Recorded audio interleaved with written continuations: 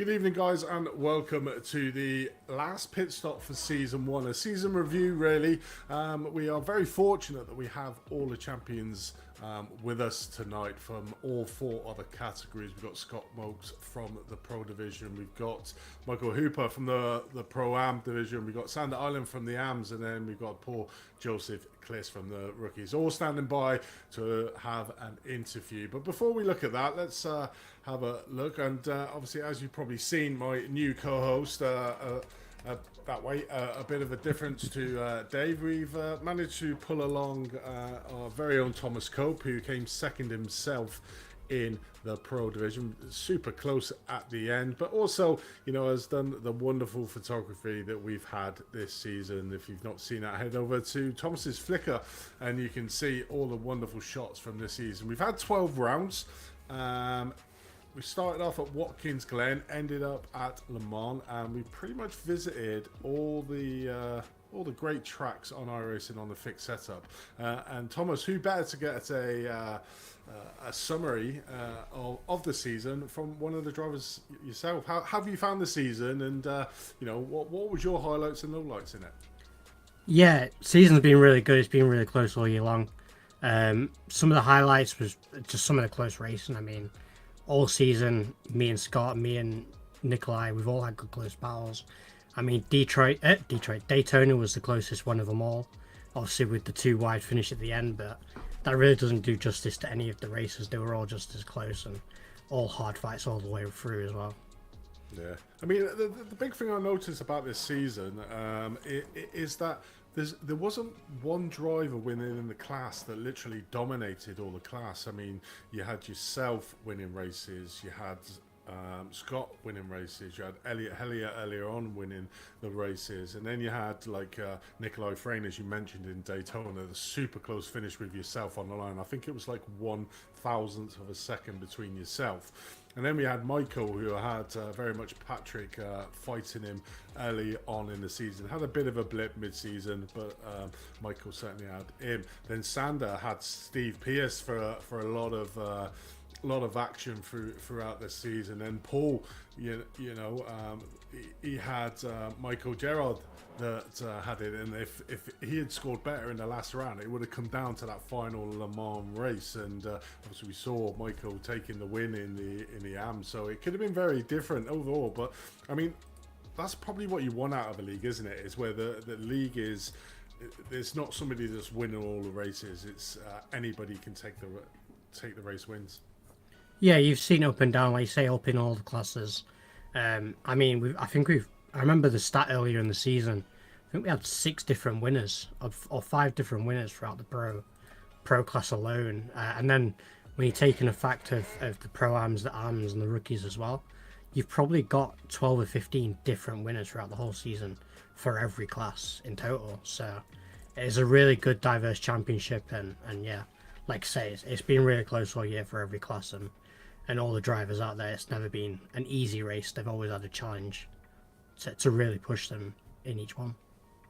Yeah, 100%. I mean, it's just been a great championship. It was our first inaugural championship as well. We did have a few hiccups along the way, getting the rules right with obviously the drivers not happy with certain things in the rules. And what we've tried to do here in Performance Link is very much listen to our drivers and then basically have change the rules to beat them, because we want to make it a really good league. And I'm pretty sure all in all it's been an excellent season. I'm really looking forward to season 2 of the championship, which is starting on the 5th of March for another 12 rounds. So it's going to be epic, and the rules are a lot set there.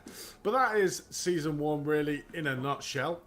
So without further ado, let's speak to our pro champion, and he is joining us all the way from Mexico.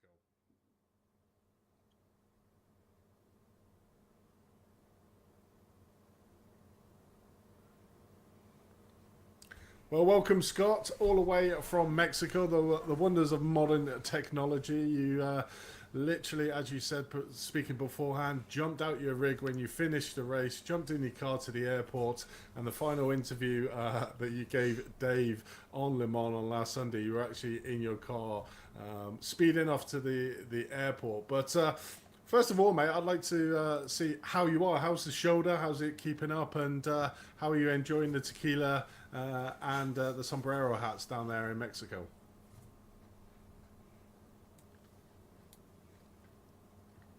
Can you hear us, Scott? You're on mute, mate. So we can't hear you here, Scott. Scott, you're on mute. Modern technology, hey? You gotta love it. Hi, Hakon. Welcome to it. And Dave, no problem, mate. You know, we sorted out. Just getting a little bit of sound difficulties. Let's see if you... are you on mute there, Scott? No. Is he not? I'm not sure why we can't hear Scott. Let's have a look. If we can get... Scott, we can see you, mate. We just can't hear you. Let's see what we can do here. It's really one of the speak to Scott to see how he's getting on down there and how his shoulder is, but let's see. Let's just see if we can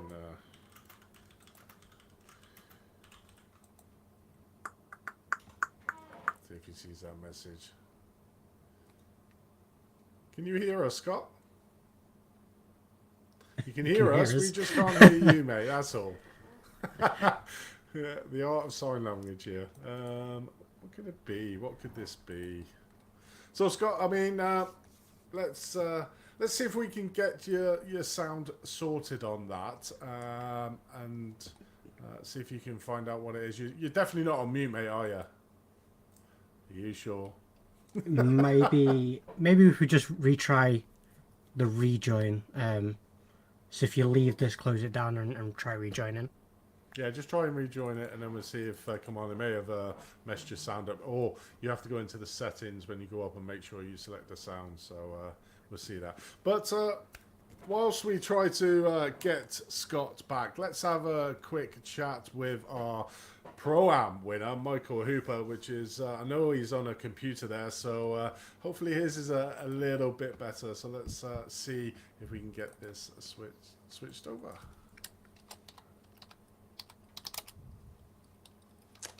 Michael, welcome to the pit stop.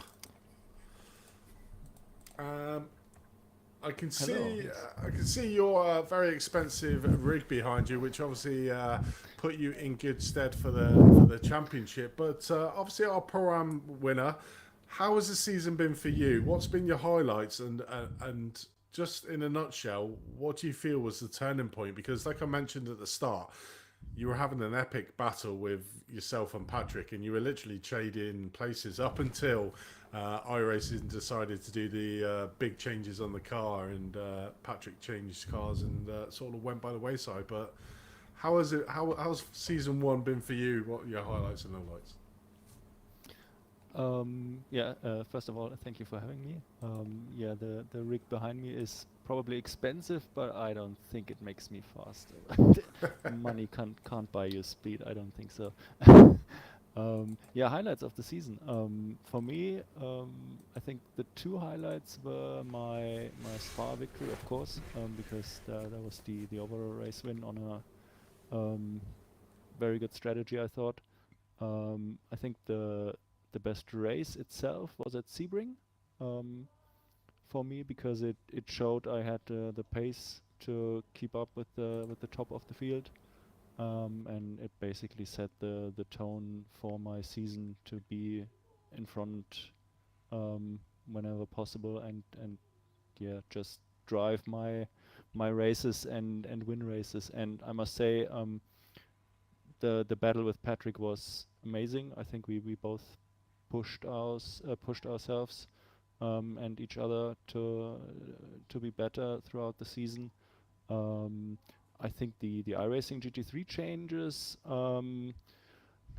they made the cars more uncomfortable for me. I had to retrain a little bit. I think Patrick was a bit unhappy with his car choice in the beginning, um, but I think he came around at the last races.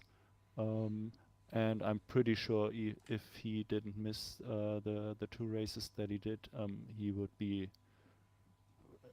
near my points, like one or two apart. So yeah, I think all in all, it was a great season. Yeah, definitely. Very happy with that. I'm just looking at the results here, and you very much seem to follow them. So I'm just going to quickly run them. So round number one, but all the way back on the 2nd of October, in Watkins Glen, you obviously came 26th, so not your greatest result, and that was actually your drop score for one of your drop scores.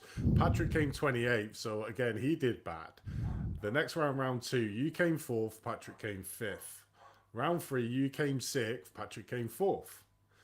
Round fourth, you came 18th, Patrick won that one.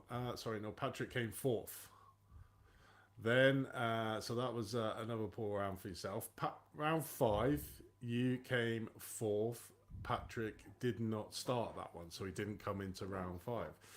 Round Yeah, six, there you was no came Schleifer. first overall. That was Spa, and Patrick came seventh overall. This is not in class, by the way. This is in the field, including the pros. Then round eight, you came P10th, and Patrick, this is where sort of Patrick had his little bit, became 33rd. The next round, you came 9th, Patrick came 10th. The following round, you came 4th, Patrick came 11th. So this is the blip of the season that's very much sort of affected Patrick. Then the following round, Patrick came 1st overall, and that was in Fuji. And then you came 6th.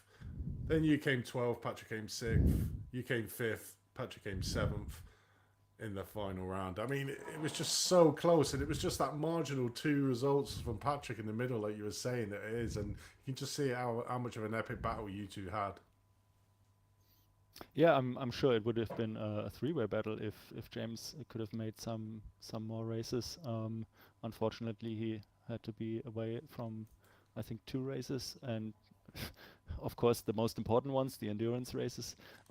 So I would have expected him to be a bit closer on points. He is definitely as close to me as is Patrick on pace alone. So. Um, I expect a very tightly packed field in the pro class next season. It definitely is. I mean, but from your results this season, I mean, you've done extremely well getting that high up the field, often beating quite a few of the pro drivers, and obviously, namely the one sat next to me in the comms booth here in a couple of races. You beat Mr. Cope here, our very own. But I mean, just take us back to Spa. I mean, we were commentating on it. We were looking at Scott, who was out in front by a country mile. They had Thomas had a few hiccups, shall we say, in that round. Yes. But you weren't even in the frame before the pit stops. And one of the things I've noticed about yourself this season is I think it was Spa. That was really where you came to the front. And then another one that comes to mind was the Red Bull Ring, where you were miles off your class, but yet you came out the pits in first place. I mean, just talk us to those two races in particular. How did you manage to come out? It just astounded me how you did it. I think at Spa it was just on raw pace. I could fuel save a lot behind. Who was it? I was behind some of the pros for like the middle third of the race. Could really fuel save, and then I had a very short stint at for fuel at the end. So that put me basically in front of the field, and because a few of the pros had issues. Yeah, I didn't have to fight anybody. I could just drive my pace, and I think Spa is really one of my better tracks for pace.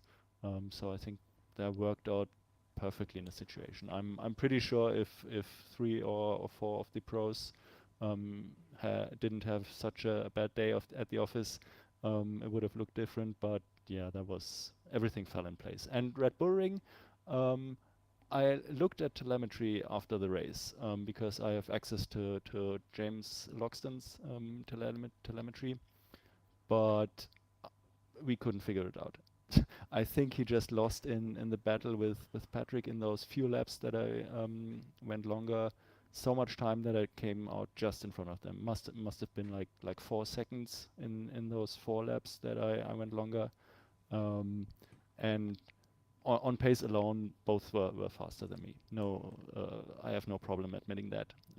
So yeah, I just agreed with James on comms that in order to make the championship a done deal for me in the long run, that we wouldn't switch places.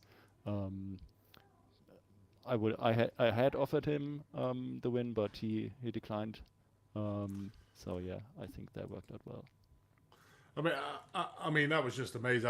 You just came out of nowhere in that Red Bull race, and I was just Yeah. like, how has he just literally done that? I just could not understand how you did it, and I think both me and Dave were just looking at ourselves, thinking, how did he just do that? And I think exactly that. I think I suppose that's the problem in the season is when you're racing with another driver, it's you lose a lot of time. But if you're out on your own, you can actually just keep the constant lap times going in and keep it all going, can't you?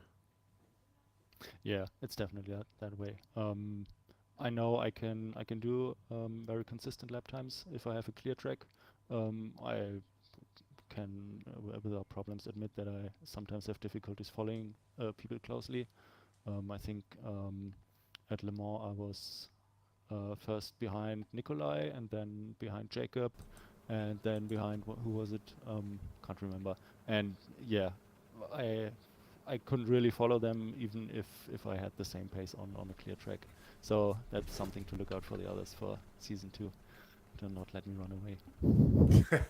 I'm pretty sure it'll be a whole different ball game if the guy sat next to me here has got anything to do with it. You'll certainly have your work cut out in the pro category. But you know you've done an excellent job this season, and I'm just looking at the chat there, and Motor Bagpie, who's Dave, I'd completely agree with him. If for me there was a commentator's driver this season, you would definitely be up there in my top 3 drivers of the season. And for battle within a class of the season, yourself and Patrick, certainly for me, was the one throughout the season that was always intriguing to watch to see which one had done the practice, which one had the track on Patzers. But it's great. But Thomas, obviously, I realise I've talked a lot and you sat there very patiently. I wonder if you've got any questions that you want to ask Michael. Yeah, at the low point where I think you had a P18 and you had a couple lower races. How did you bounce back from them to come back and do well in other races? I think it always comes down for me after the race. I look at the next track.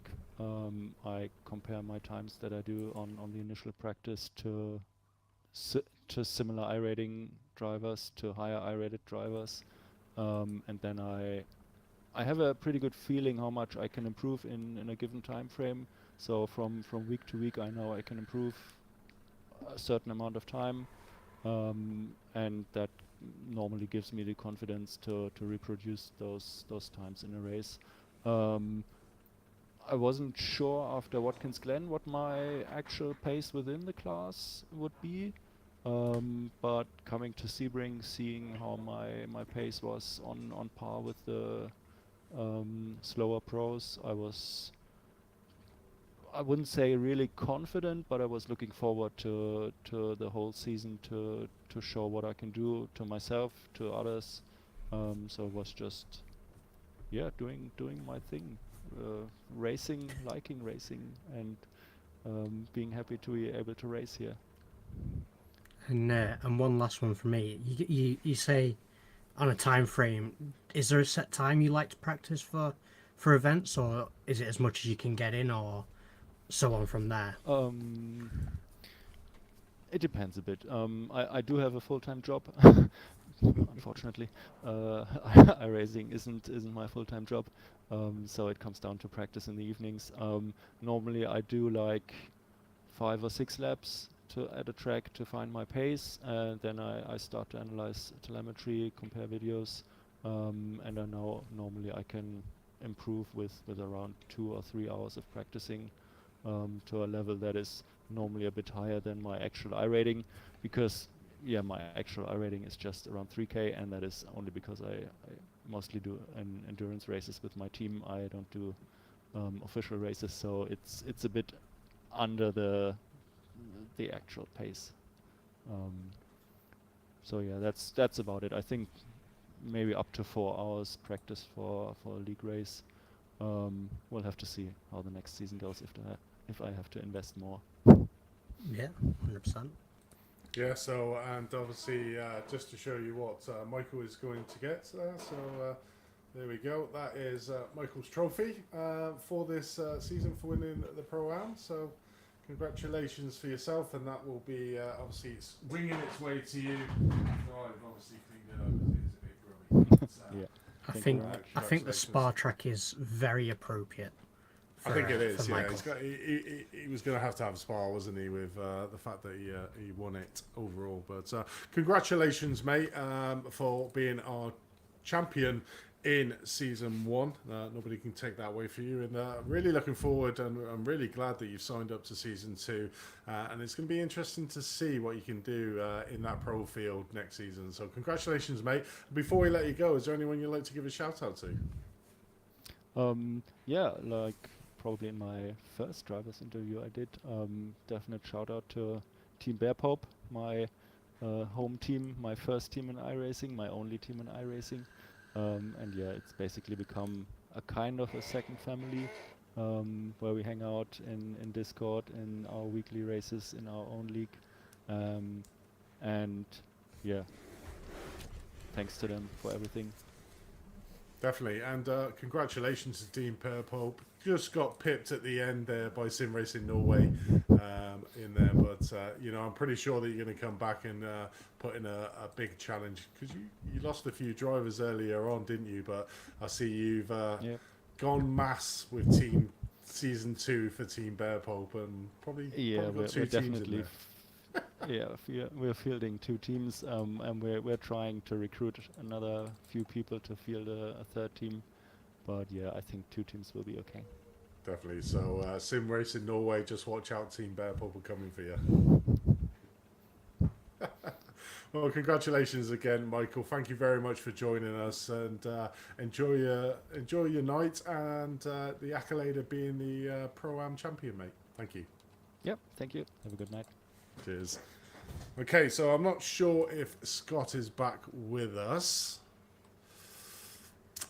Is he back with us, Thomas? He is. He is. And I can hear him. Can hear him. Can you hear me? Oh, There we go. We have a bit of sound. Yes.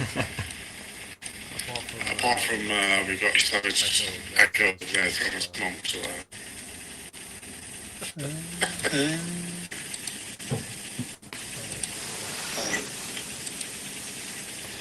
I think there's is there an echo? Myself. I can. hear myself as well. Myself as well. Come on, sort that out.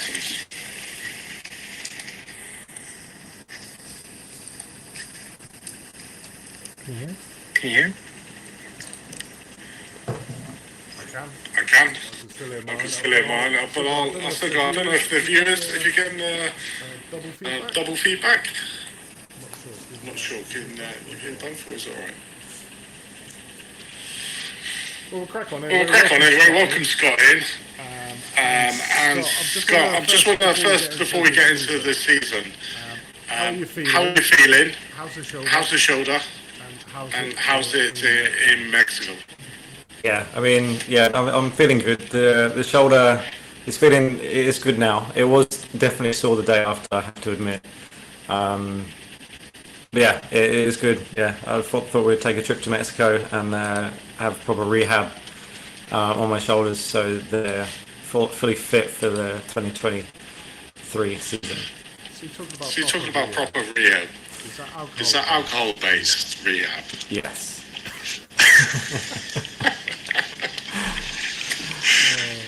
I mean,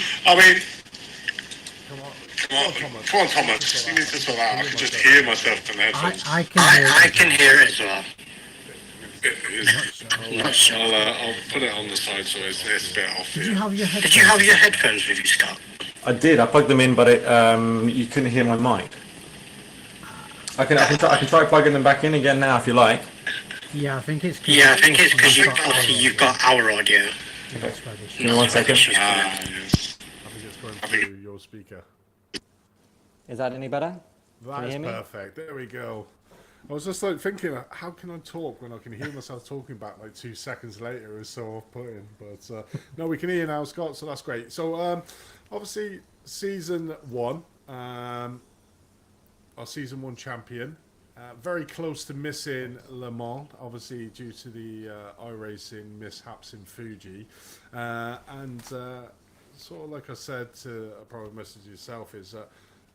I'm so glad that you were able to make Le Mans to give yourself the chance to win that trophy because I thought you and Thomas will probably say something in a minute, but I'm pretty sure that you deserved to. I felt you deserved to win that championship based purely on how you performed, and it would have been a bitter pill to take if you had lost it in that last round. But just take us through that last round. How did you do it with the shoulder the way you were? Just take us through that, and at what stages of the race were you thinking, "Can I do this?" or "I can't do this," or "It's too much"? Just take us through your mental state during that 2-hour race. Yeah, it was tough. So pre-race, obviously loaded up with painkillers. The start was okay. Obviously, I turned my force feed out all the way down, so I could actually turn the wheel. And yeah, getting through the race, there was one time I had a spin, and I just had to let go of the wheel and just let it spin. There's no way I was going to try and fight and catch that.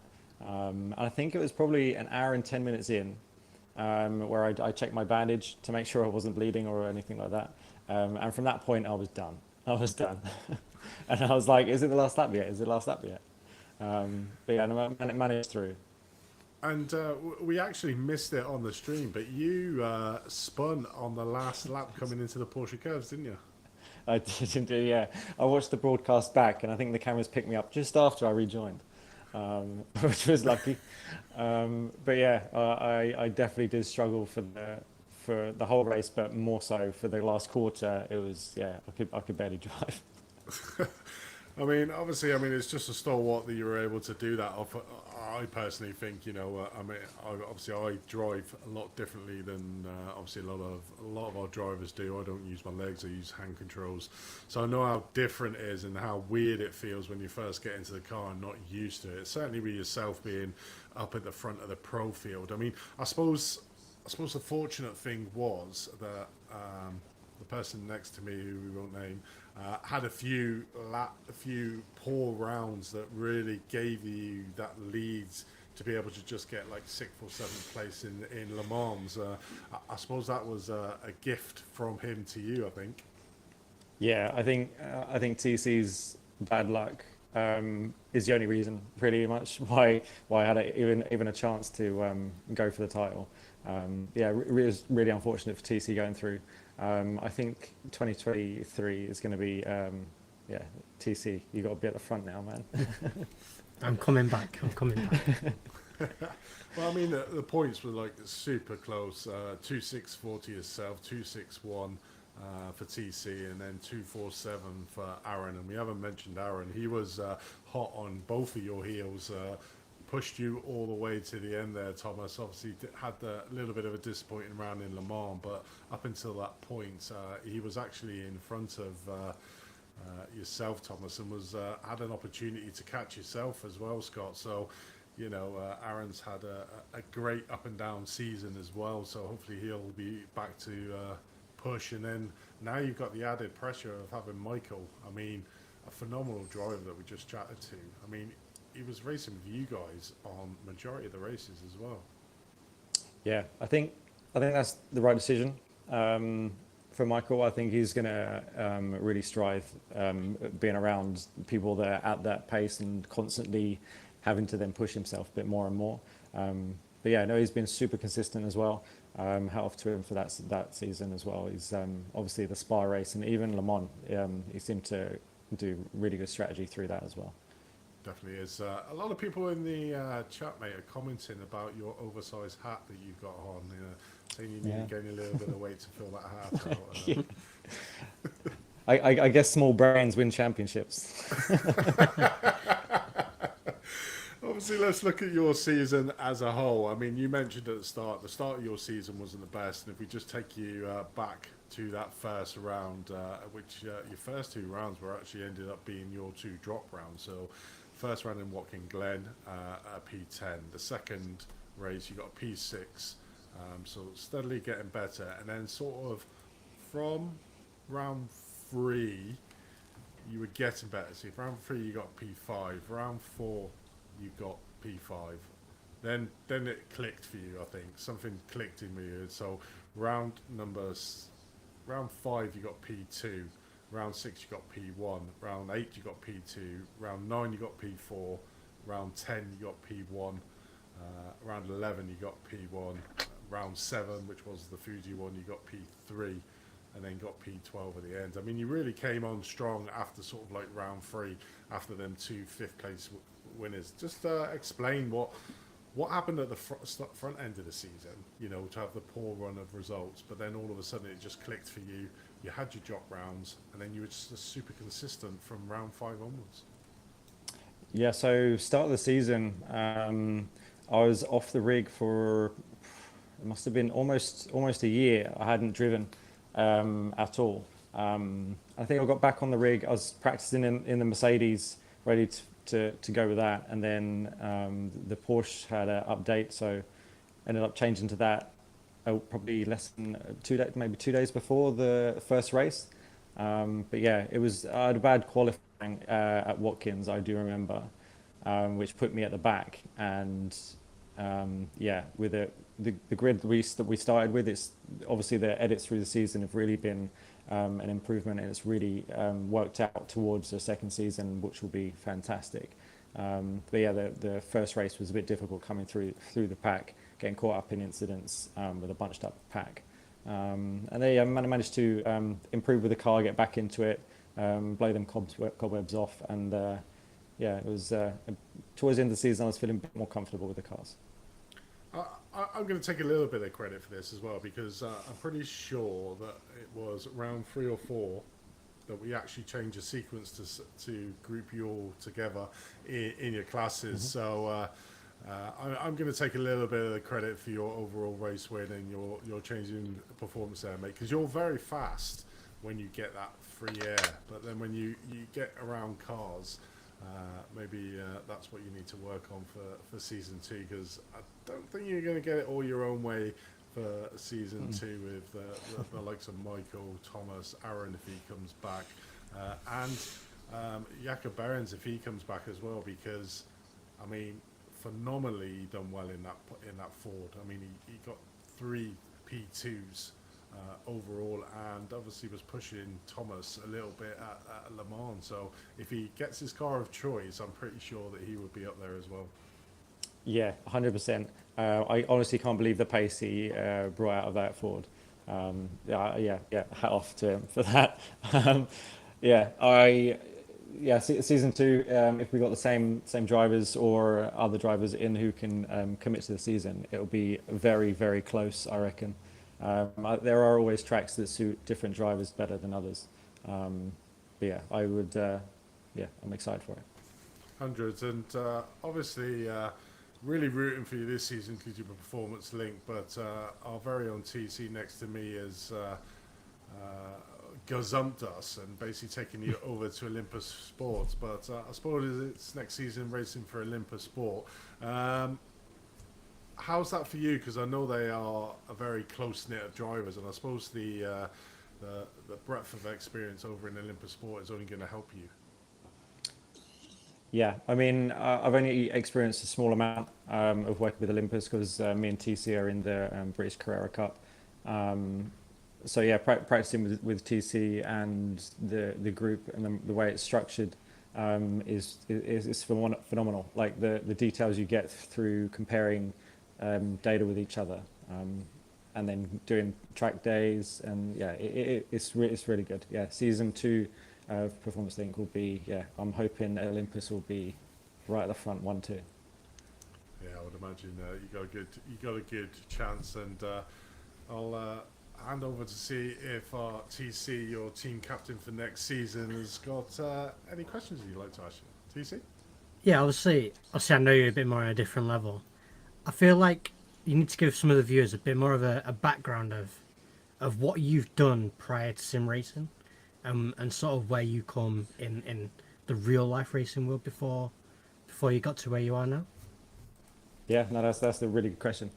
So I started off 10 years old racing classic Austin Minis on ovals, and then from that, I think the age of 14, I think it was, maybe 16, I went to like a junior touring car in Citroen, and that was all around UK.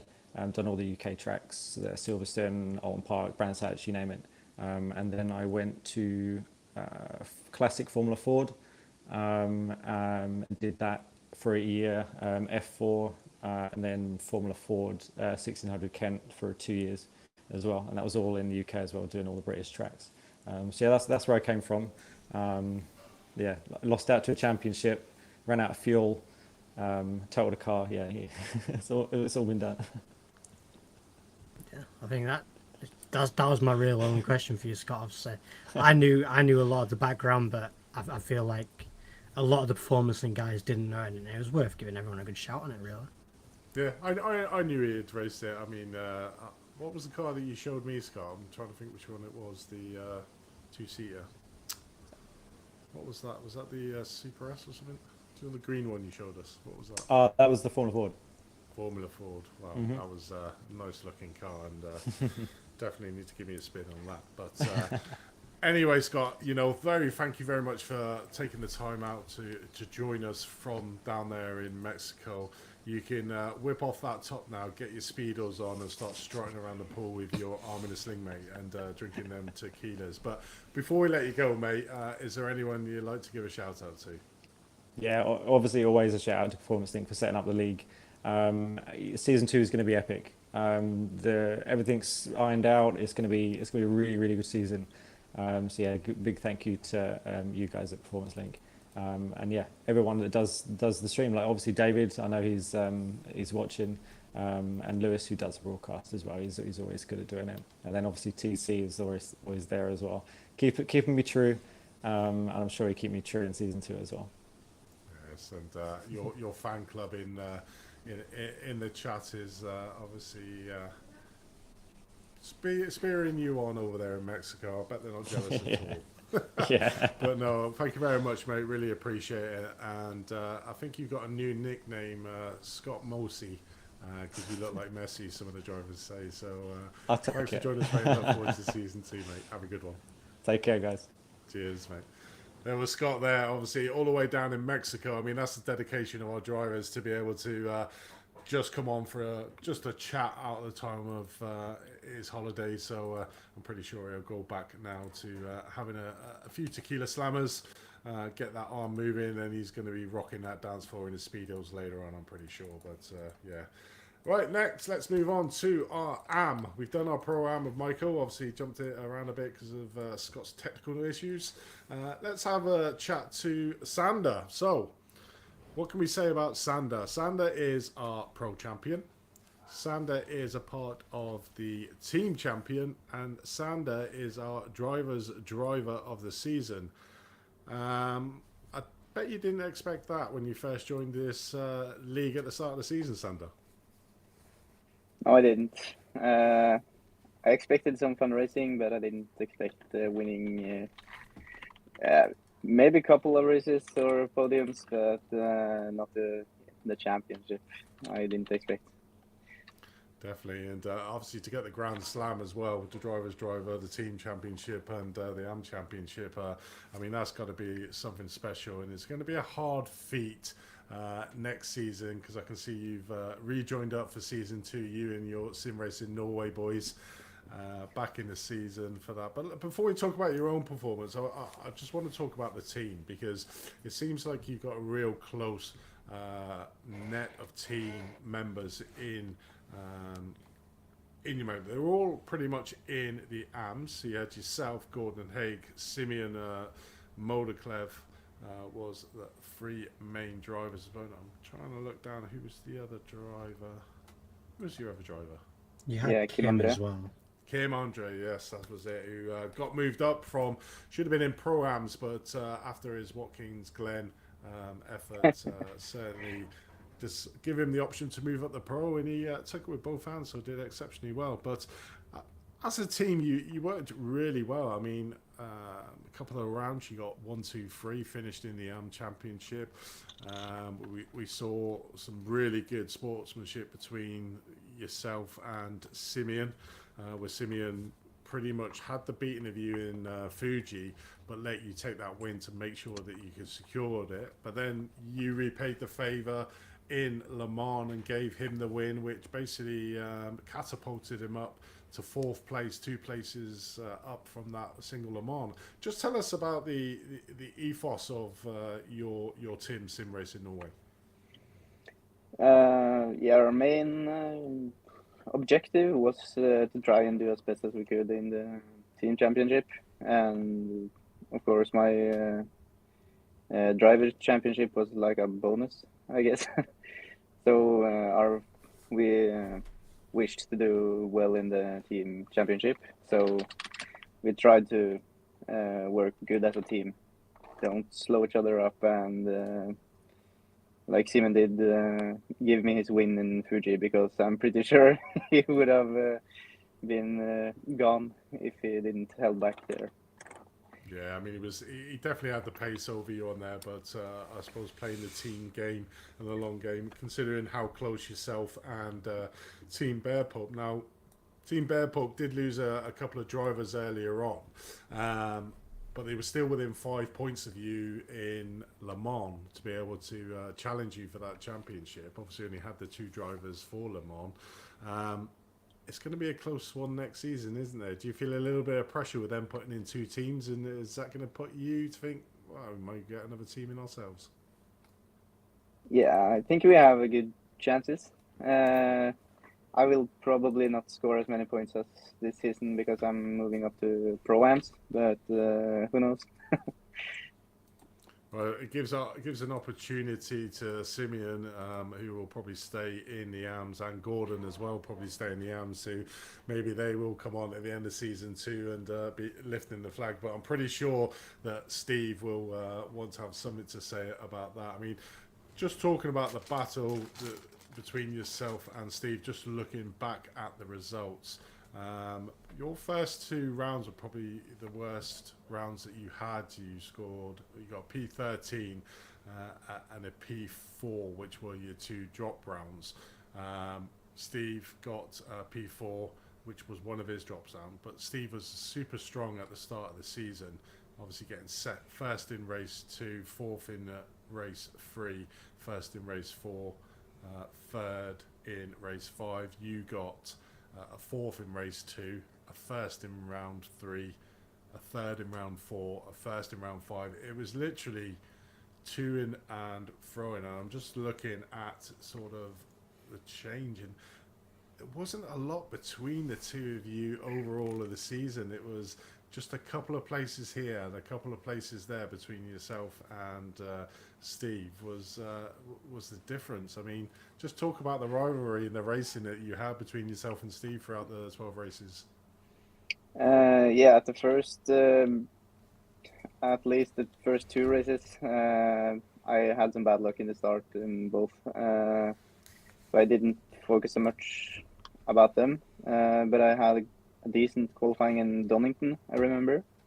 So, and did pretty well there, but I think Steve won maybe both the 30-minute races there. And then we came to Silverstone, which I won, and after that I saw my chances to win the championship, so then I focused a lot to try and be as good as I could. And yeah, Steve has always been a really fast driver and pushed me very hard, so I had to practice a lot before each round to have a chance. I mean, I'm just looking at. I can see why the drivers voted for you, drivers driver of the season, because apart from the first 2 rounds, you weren't out of the top 3 for every other round after that. So I can sort of see your worst position was third, and just got a string of 3s, string of 2s, string of 1s, which really gave you that platform to be able to do. And you so nearly made that 300 club as well. You're on 299. If you Yeah. had a 290, you could have had that 300 club. It's that 1x on Nürburgring.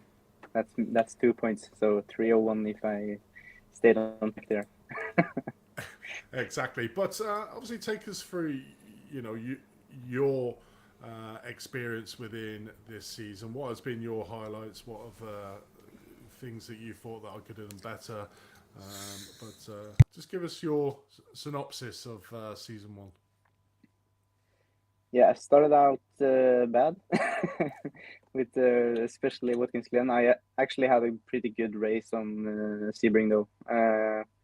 I think I had an incident on lap either 1, 2, or 3, so pretty early in the race, and drove by myself pretty much the whole race and finished 4th. So I was actually pretty. I felt good about that. But my best race has to be Nürburgring, the hardest track, which I never have driven. And we knew it was coming, so I started practicing maybe 2 weeks ahead, and learning the track just got faster and faster, and felt pretty safe on the track at the end, right before our. So Nürburgring has to be my highlight for this season, and of course winning the championship was pretty good too. I bet it was. And the team championship and the driver's driver. Yeah. So a pretty good day at the office for yourself. Obviously, how have you enjoyed the contrast between?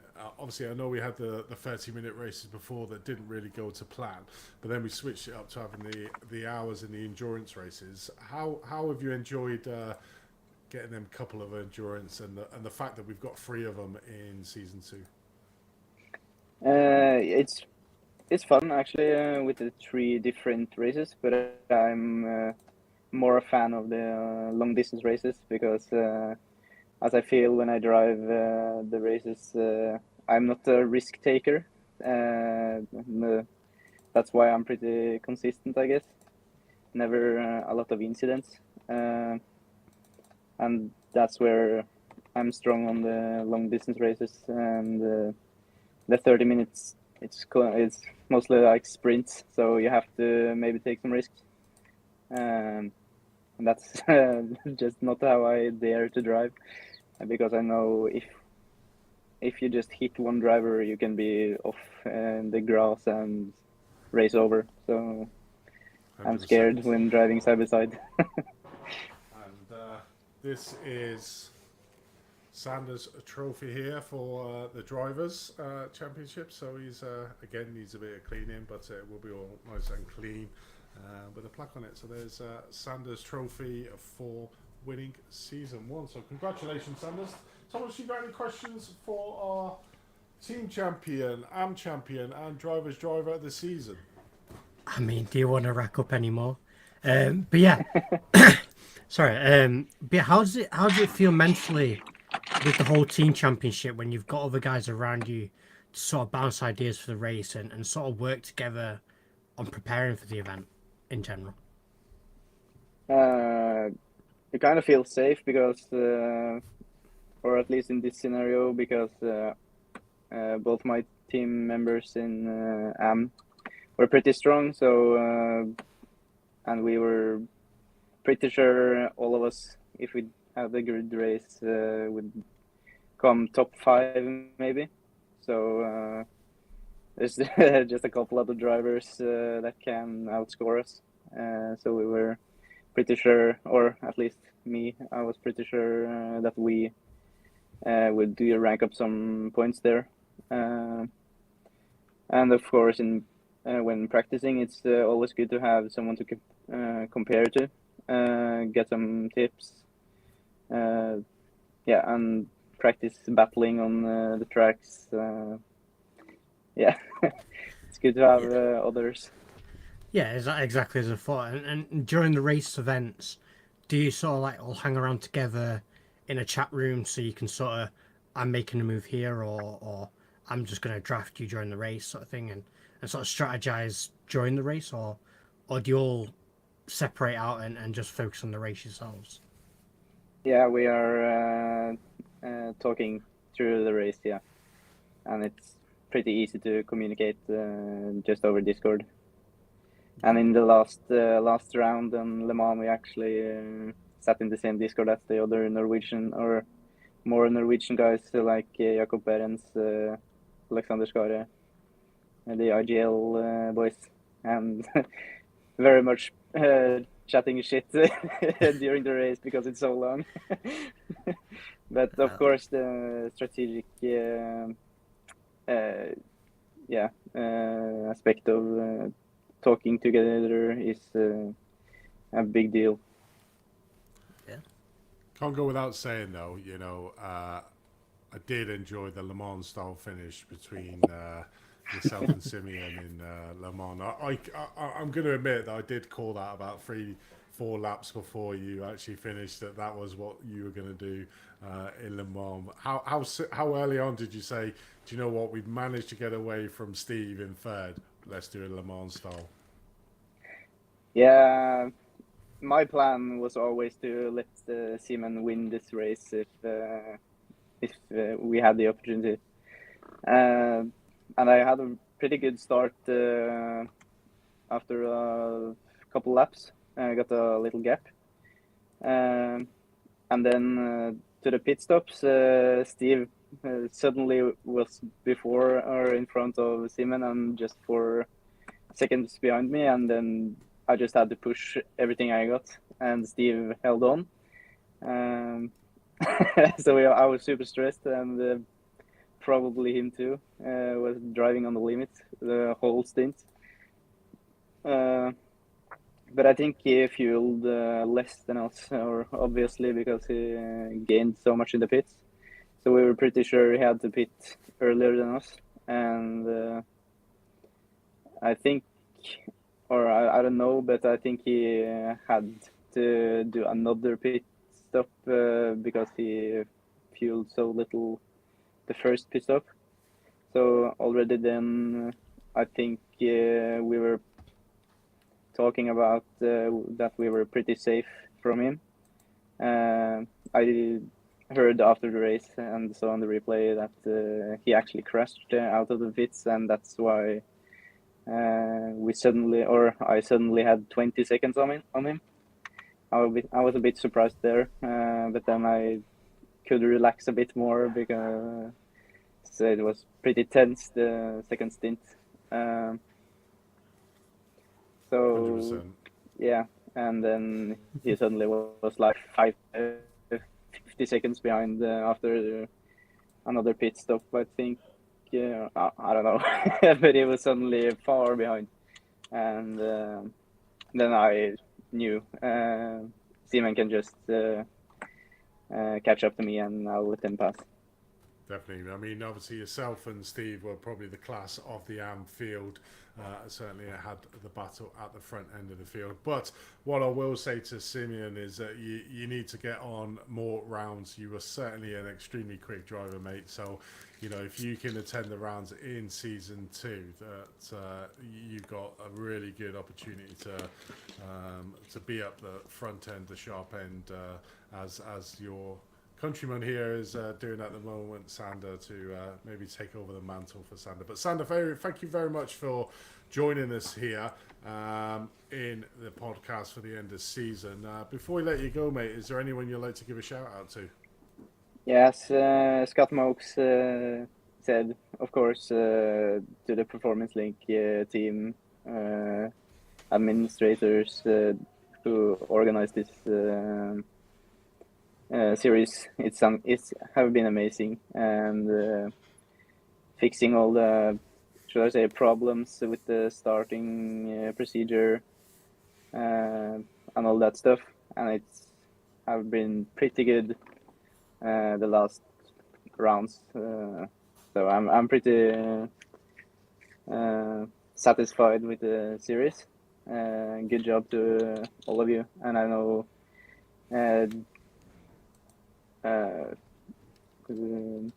doing this series, you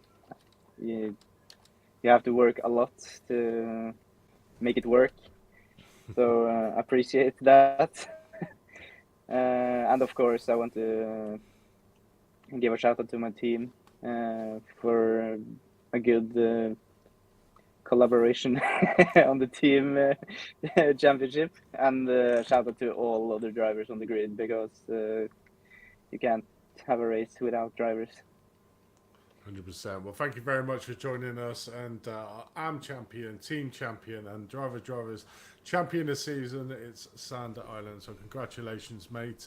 Have a little bit of break and see you back on track on March the 5th to see what you can do in that Pro-Am field, mate. So good luck. Yeah, thank you very much. Cheers, Sander.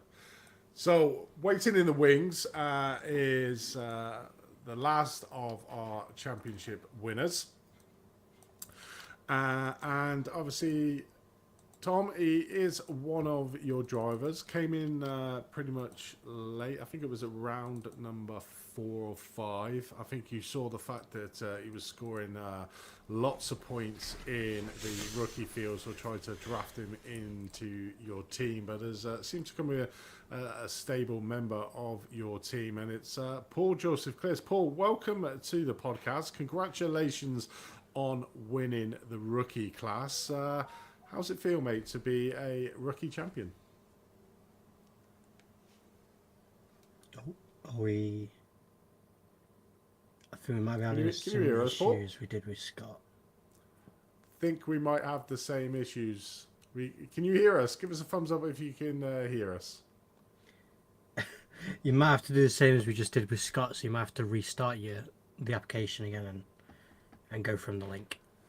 Yeah. So if you close down the link, mate, start it back up. I think maybe take your earphones out so you can hear and we can talk, and then plug your headphones back in, or else we'll get a savage feedback again, like Scott did and nearly blew my eardrums. But yeah. So while we're waiting on that, Thomas, obviously, PJC is in your team. Tell us a little bit about the driver, why you brought him in, and what do you think? What you're looking forward to the future from Paul? Yeah, so like it says, like quite early on, we noticed he was doing really well in the championship. We've seen him around a few other championships as well, and just his work ethic. He's really willing to put the work in and really put 100% in to try and do as best he can. And it was quite already. He was looking for a team, and we got in touch, and he was happy to sort of come on and see what he liked about us and everything. And from there, it's just growing and growing and growing. And yeah, we've got him in a few other championships now, and I'm sure you'll hear it from him. I think he's happy with where he's going, and I mean, he'll say for himself that I think he's improving and getting faster and faster through every event that he competes with us, and just I'm running for you guys as well in the Performance Link series. Yeah, definitely. I mean, obviously, I've commentated on quite a few series that Paul's been in, from GT3s to F3s. I think it was Mazdas as well. I commentated on him with, and always seemed to be that sort of back runner driver, mid-pack sort of driver in there. But I think one of the things that has really come on now, and I think that's why. One of the things it has is obviously having the rookie class within the field is it's been almost like a platform, I feel, that has been for Paul, and obviously we'll hear from him very shortly. But I think that's been a platform for him, because the other seasons he's been racing in them, but always been that mid-pack racer in the season. Never really felt the accolade and the glory of getting up at the front end of the field, and I think now he's got that bug from winning this rookie class here in this season, and that always throws you on, doesn't it, Thomas? Yeah, 100%. When you win championships, it makes you want to run in them more and do more with it, and you feel the sense of closer racing.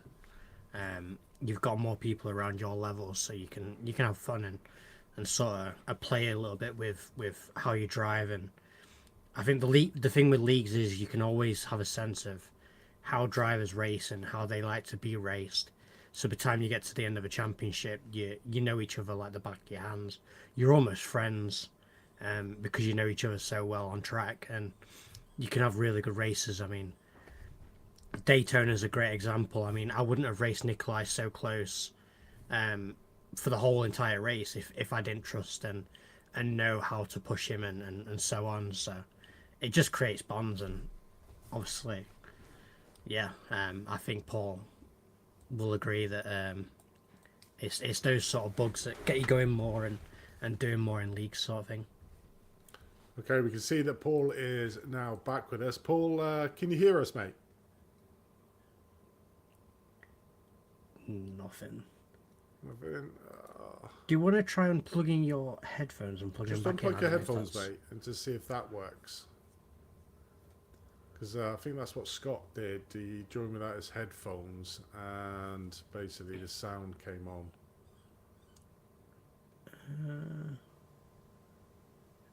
Don't think it's working, is it? Oh. Have you got the headphones out of the jack, mate? Are they, Paul? Good old using a phone. It sometimes messes up with the voice on there. On the settings on OBS, have you've got your speakers on your phones, have you? Or your microphone on your phone? I think that might be it as well. Here we go. Scott Mokes is telling you, on the join setup, the audio mic to the phone, not headphones. That's the issue that Scott had. So when you join the set, it says, what do you want to use for your headset? What do you want to use for your mic? So just make sure you've got your mic set up. You might have to rejoin again then. Yeah. So if you read, so basically, Paul, Scott Moke said, on the join, set the audio mic to the phone, not headphones. There we go. We'll get there in the end. In we will get there. It's definitely need to speak to Paul as well. So then we've spoken to all of our champions, but until he sorts all that out, we can still chew the fat, I suppose, Tom. And what we haven't talked about is your two misdemeanors, mate, at Red Bull Ring and Interlagos. So just talk us through them. What went through your mind after you found twice? First of all, for doing it in a Red Bull Ring, and then secondly, when it happened in Interlagos, I bet you were like, oh, no, not again. Well, obviously, Red Bull and Interlagos, they were two completely different situations. I mean, Red Bull, I got involved with a wreck with Nikolai and Scott, and that sort of put the ending on the race there. I mean, and then Interlagos was obviously my own mistake. With the pit entry, I mean, that was completely my own idiotic move. I shouldn't have gone for it. But the pit entry for Red Bull was just, I had so much damage on the car, I couldn't get turned in, and obviously mistakes happen. It's suffocated the result that should have been. I mean, definitely, if I look back on what lost me the championship, or even gave Scott the championship, definitely would say Red Bull and Interlagos, and I'm probably Suzuka. I think Suzuka was my lowest, where I scored a 0, due to obviously having to retire with the engine blowing. So, all in all, I mean, it was still fun. I was happy it kept close all the way through to the end for it. Just looking at your results here, Thomas. So you got an 8th place at round 1, then you got 2nd in round 2 in Sebring, I think that was. Then you got a 1st in round 3, 11th in round 4, 1st in round 5, 7th in round 6, 5th in round 8, 1st in round 9, 7th in round 10, 6th in round 7th in round 10, 5th in round 11th, and then 1st. I mean, it was like a win followed by a bad result, followed by a win, followed by a bad result. I mean, you need to sort that. You need to sort that out, don't you, for season 2, really? Yeah, I definitely need to get back the consistency again and get going in season 2, and we'll see. I mean, I've got time to rebound and I've got time to focus on other leagues. Obviously, for the last half of the championship, the Porsche Cup GB season has taken up 90% of my free time just to prepare for that. And I mean, Paul will also say, like, I've had to ask generously when I've been doing photos for Paul, if I can push them back and sort of just so I can focus on doing the practice and getting ready for the season. And Paul's such a nice guy. He's took it and so on. So, but yeah, it's having too many leagues at the moment and going from there is definitely put a stop hold on it. But yeah, season 2 will come and we'll see if we can put all that time into practicing for the Performance Link season. I mean, that's one of the things that obviously yourself, like Scott, we heard there, he's in the Porsche Cup along with yourself. Do you find you because you're one of the pro drivers, people want you in the league, and obviously you're probably getting messaged all the time. Do you find that you almost spread yourself a little bit too thin, so you can't concentrate? Do you have to prioritise which races and which events you try to join in to try and make sure that you keep at the top of your game where you're at? Yeah, 100%. I mean, I work around my own little planner, where I have time to do other jobs like my photos that I do for you guys and other series and for generous guys as well. Doing team photos, and then I have to schedule in my own practice. I try to limit myself to 3 leagues at max. Obviously, you guys asked really nicely, and I love the way you guys have run the league. So that's definitely going to be put up high on my ranking. Obviously, the Porsche Cup GB is definitely over the top of everything at the moment, just with the nature of the event, with what's on the line, and I want to say how public the event is and how social mediaized it is, but also just with the amount of view that the team can get for running in a series like that as well. Obviously, at the moment, a lot of what I'm trying to do and also bring Scott into now doing is us pushing ourselves into the bigger leagues so that we can sort of get the team awareness out there, and we're slowly trying to build up to being one of the biggest teams, hopefully, and one of the biggest names up there in Iracing. So it's only a matter of time before we can get to that status. So question from Dean Mokes is, how many leagues are you currently running in? It's a great question. I'll still count the Performance Link as soon as we've only just finished it, and I'm obviously in for season 2. The Porsche Cup GB series, I've got IVRA Club Sport, IVRA GT Sprint, which only run once a month, so they're pretty spread out and easier to plan around. Obviously, the Porsche Cup's every 2 weeks, and then when the Performance Link was on, it was every 3 weeks consecutively with the 2-week break. So they were the four main leagues that I was running in. I had a few other week leagues, like I tried to fit in doing a few Apex Racing League races. I know they're starting up the Porsche Cup season again, so that'll be coming on whenever that comes around. The WSL series, which was on a Wednesday night, and we're looking to do the Endurance Championship that comes up in the March time as well. I'm trying to think. There's a few other events I do as well that are just on the spot, and if I can make it, I make it. If I can't, I can't. But don't really take up any of my schedule and time, sort of things. So yeah, there's quite a lot on the plate when I put it like that. As Dave said, you're already in the top league TC Performance Link, so I completely agree with you, Dave, there. 100%. Yeah, 100%. So let's have a go again and see if Paul's managed to sort out his technical difficulties. Let's bring him back in. Paul, can you hear us, mate? Oh.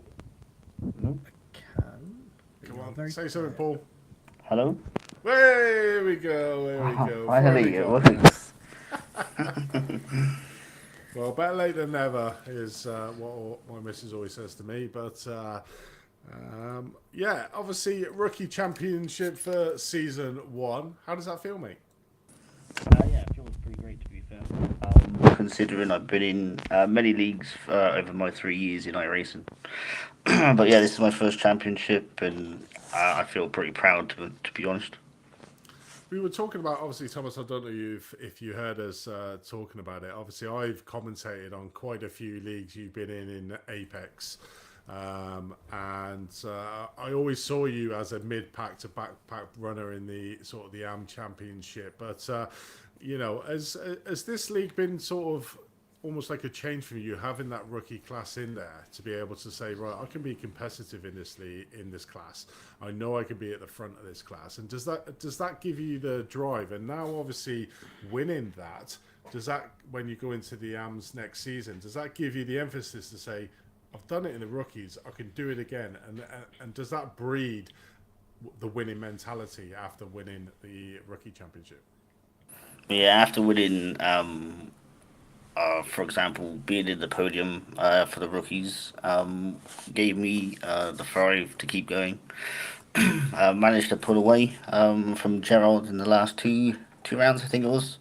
And then taking the win at Le Mans was fantastic. So I'm looking forward to keeping the momentum going into the AM category, and then see where I can go from there within the first 5 rounds. But yeah, it's time to start pulling some new limits rather than being more careful on the track. It's time to push. I mean, you certainly got pushed in the season. It was by no means an easy feat, and Matthew Gerard you had a really good battle with yourself. Obviously, it was a bit unfortunate that the rookie field sort of depleted as quick as it did. But, you know, what was interesting was the main 4 people, which was yourself, Matthew, Lydia, and Lewis. We're all having a really good battle, so I'm just going to take you through your results all the way back to round 1. So between the 4 of you, obviously Matthew came 3rd, you came 4th, Lydia came 8th in that round. Then the next round 2, you came 3rd, Matthew came 1st. Then you came 1st, Matthew came 2nd. Round 4, you came 2nd, Matthew came 4th. Round 5th, you came 1st, Matthew came 2nd. Round 6th, you came 4th, so that was probably your worst round. Matthew came 5th, Lewis won it, Lydia 2nd. Round 8th, you came 3rd, Matthew came 5th. Round 9th, you came 2nd, Matthew came 3rd. Round 10, you came 1st, Matthew came 2nd. Round 11th, you came 1st, Matthew came 3rd. And then round 7th, which is the Fuji one, you came 3rd, Matthew came 2nd. And I think the biggest clincher was, and then obviously we had Le Mans where Matthew came 1st and came 2nd. So I think the telltale of that season was Interlagos for Matthew, where he unfortunately basically didn't score any points for the 3rd one down. If it wasn't for that, it would have been a grandstand finish in Le Mans. Obviously, after you saw the results come in from Interlagos, how did you feel on that? Was you a little bit relieved? Do you think, okay, I've got a little bit of breathing space? Or was you a bit gutted that it wasn't down to a final round finish between yourself and Matthew? To be fair, I think I was relieved, to be fair. I wasn't going to change my tyres at Le Mans if it wasn't for TC and Scott Mokes to say change tyres. So I changed tyres and managed to stay in front of Lewis with Scott. Definitely was. And take us through the highlights of your season. Obviously, a very depleted field, the rookies. But like I said, the drivers that you had in that class, you were all extremely close and gave each other some really good racing. Even though there was only sort of 3 cars out on track, you were sort of glued together as almost like a threesome for the majority of each one of the rounds. It was only little mistakes from each one of you that basically pulled a little bit of gap.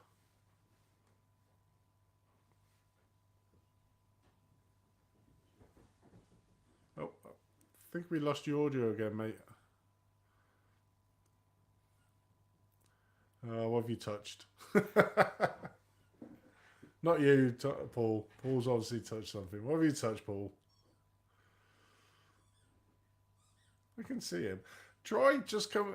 In fact, just go into the text chat of the voice chat of Discord if you can on your phone, and I'll pull you in and see if that works. Let's see if we can get you through there. Let's get through this technical glitch that we've got going on here.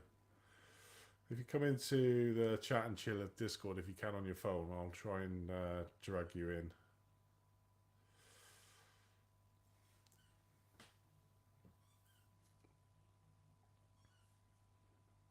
Let's see. So let's get him in the admin channel here. Let me take my earphones off. Paul, can you hear me? Yeah, I can hear you. Can you hear me? I can. Thomas, have you got his feed? Yeah. Well, you can go back onto the OBS so we can still see you. It's just obviously we'll do the voice through Discord, so hopefully we won't lose it that way. So I'll let you get back onto the other one, and basically we shouldn't lose voice now, so that'll be good. Lucky we're technology savvy here in Performance Link that we can overcome most technical glitches that we do get on here. The joys of using phones as interviews, I suppose.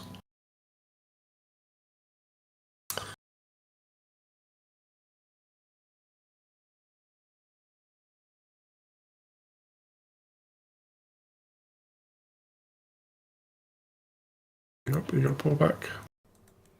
Just waiting for the video, but I've 100% on there. You signing in, Paul? Should pop up just now. There we go. There we go, we got him back now. Well, let's try again anyway. Right, if you got audio on there, if you lose audio again, just go straight into Discord and take your mic off, and then basically we can...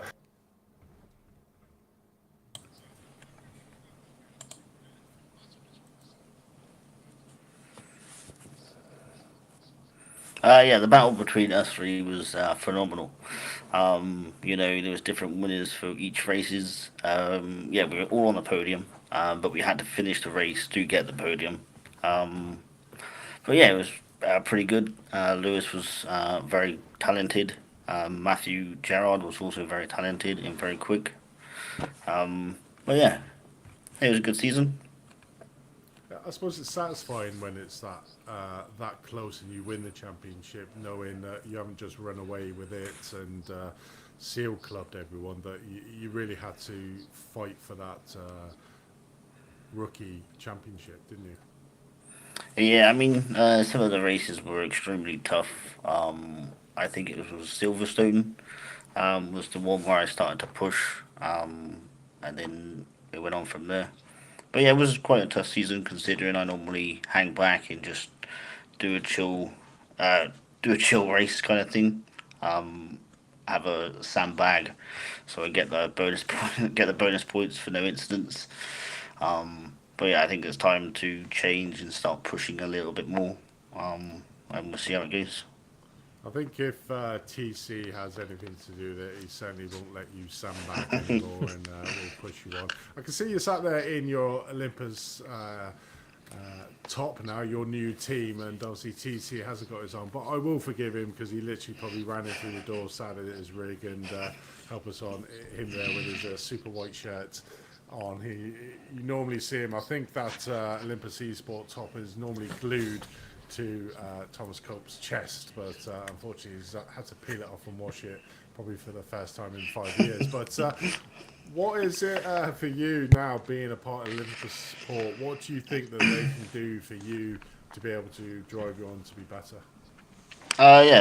We normally have weekly coaching sessions. TC does POVs for me.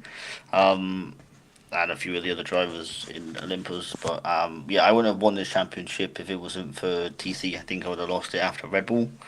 A big thank you to Olympus and TC for being by my side and taking the rookie championship. So obviously the prize for the rookie was personal coaching with TC. You weren't supposed to take that during the season. To get you the championship, but I suppose obviously he still owes you 2 hours worth of personal tuition now, so he's going to be your biatch for 2 hours on track for him to do. TC, mate, obviously anything for one of your brand new drivers? Yeah, so how did you find, and a bit more of a team personal question, but how did you find the move to Olympus and joining us with what we do behind the scenes and in other leagues as well? How is that feeling for you? Yeah, joining Olympus I thought was going to be a big challenge for me because some teams run more of a professional level. But yeah, joining Olympus was phenomenal. It's been a great venture. It will be for the future, and then more to come. Obviously, in my racing. That was about it for me, to be honest. Short and sweet. What I would say is this mic you're using now, when you come on an interview in the chats after the thing, you use that, because I think if you listen back to your interviews, it was like every other word we could hear. We sort of made out what you were saying anyway, but certainly clear on this. But congratulations, mate, on your win in the rookie. Obviously, I've still yet to do the cleanest driver, but you're certainly in with a good shout to get a goodie bag off Performance Link as well. For being the cleanest driver of the season. So congratulations on your win. Congratulations on being part now of Olympus Esports. And I'm pretty looking forward to seeing you not sandbagging it in the amateur championships next year to score them points for your team there. But congratulations again on your rookie win, mate. Anybody Thank you very much. Give a shout out to? Yeah, I want to give a shout out to my family. Being a foster carer is extremely challenging, especially with the sim racing alongside. I want to thank UTC, the whole of Olympus Esports. It's been an amazing journey, and then you guys for the streams, watching them back weekly was was quite good to see.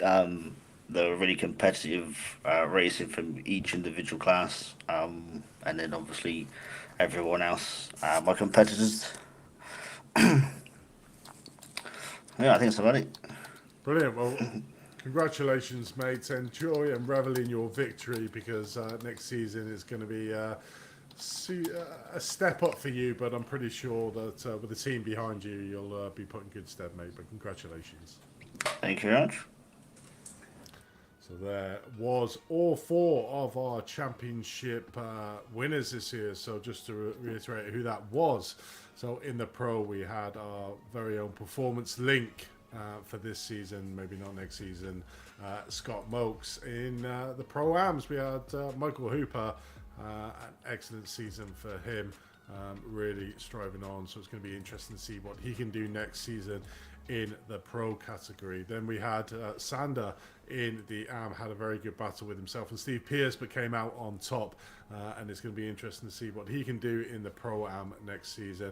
And then obviously last but not least, Paul Joseph Clist, our rookie champion for season 1, moving up to the AM championship. So it's going to be interesting to see that. But TC, I mean, overall some really good drivers out on the field.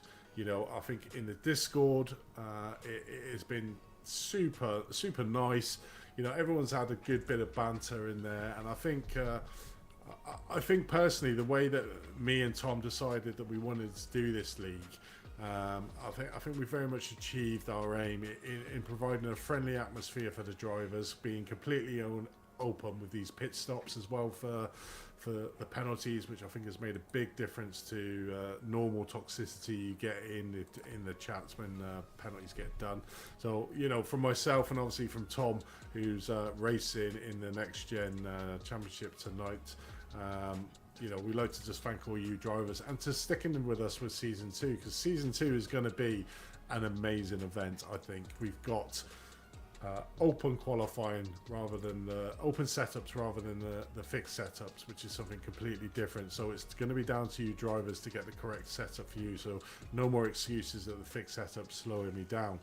we've increased the hour-long races to 70 minutes, so you still got to fit that pit stop in that hour-long race. So we've not taken that out. So watch out for Michael TC. He's a ninja in them pit stops. And then we've got our 2-hour endurance race. We've increased that from 2 to 3 races overall. And then we've got a special event midway through the season. It's a collaboration between ourselves and Olympus Esports. So we're not going to tell you too much about it. It's a team event, but with a difference. So that's all I'm going to sort of say on that at the moment. More details will come out about that. But if you obviously not in our Discord and you fancy coming along to our Discord channel, I'll get Tom to, who I can see is in the chat, make sure there's a link in the links below that you can come and join our Discord, come and sign up for season 2. But you need to be quick because the places are filling up super quick. I think we've got over half the grid open, and it's only been open since Sunday night. So pretty much it's really good how quickly people have signed up and that, and great to see so many of the drivers from season 1 coming in, which sort of says to us that we're doing things in the right way. But TC, I mean, obviously season 1 now in the past, what are you looking forward to for season 2? Just the schedule. It's a really good schedule, and then the amazing special event that we've obviously got lined up. Obviously I know a little bit more about it being from Olympus, but I think everyone around and everyone who tunes in and watches and enjoys what you guys do, I think everyone will be up for doing the new special event that'll be coming up. And yeah, just stick around in the Discord and wait and see when it gets announced, obviously.